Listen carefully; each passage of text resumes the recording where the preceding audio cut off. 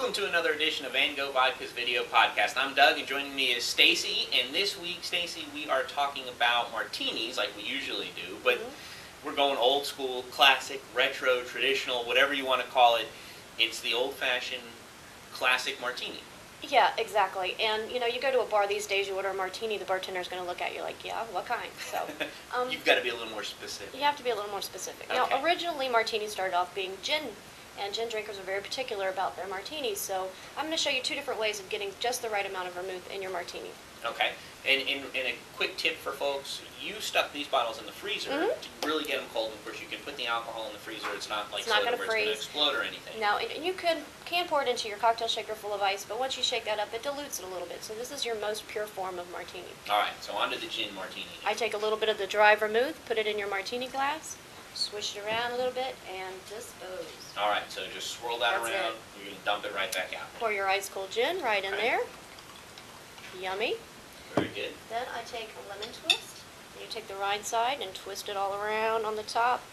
Twist it, release the oils, and voila. They're very simple. Classic martini. So that's what, you know, when you're talking a classic traditional martini, that's it. That's it. All right, That's very it. good. Now the Very other good. way to make a martini with the right amount of vermouth is I've taken my taken my olives and I've soaked them in vermouth already. All right, how long do you want to soak them for? 10-15 minutes should be Okay. good enough. Very simple. Pour your ice cold vodka in, and that's it. And this is the luxury martini. That is the luxury martini. Okay, so we've done the classic martini, which is gin. We've now done the luxury martini, which brings us to the vodka. And now we're going to move ahead and go with the naked The martini. naked martini. Okay. What that means is basically just an extra dry martini. There's absolutely no vermouth in it whatsoever. So here you go.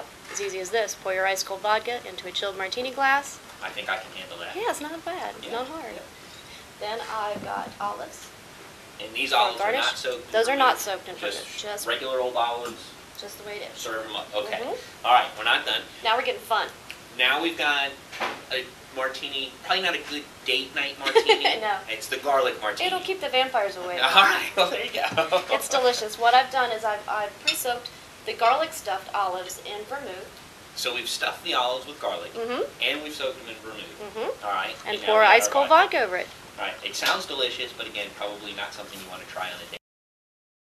Okay. All right. We'll see how that goes. The garlic And then the is. last one is the hot and dirty. Hot and dirty Cajun Cajun martini. All right. So I love this one. the level of difficulty is going up a little here. There's so many different ways that Okay. you can do with your garnishes. Now this is jalapeno stuffed olives, again, saturated in vermouth. Okay, so we've stuffed the olives with jalapeno. We've saturated it in vermouth. We're Now- going to add some vodka. Vodka, you put it in a different glass just for a minute. Okay.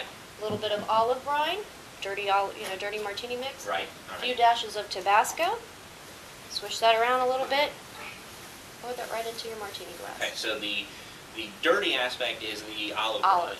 oil. Okay, Mhm. and then of Cajun course is the Tabasco and the jalapenos. and there you go. Again, probably not the best date night martini to have, But it's fun. It tastes good. Yeah, it At tastes the very end of the day, good. That's what it's all about. That's right.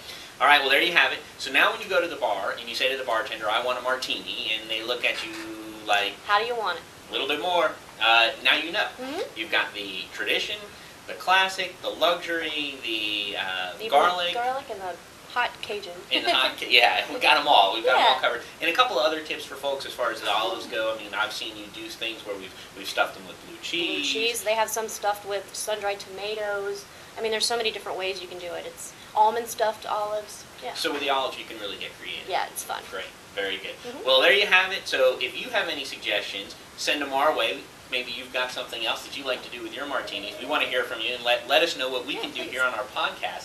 Check us out on our new website, GoghVodka.com. And until next time, we're going to try a few of these. Oh yeah, I'm going. Cheers. Cheers. Going for the hot one.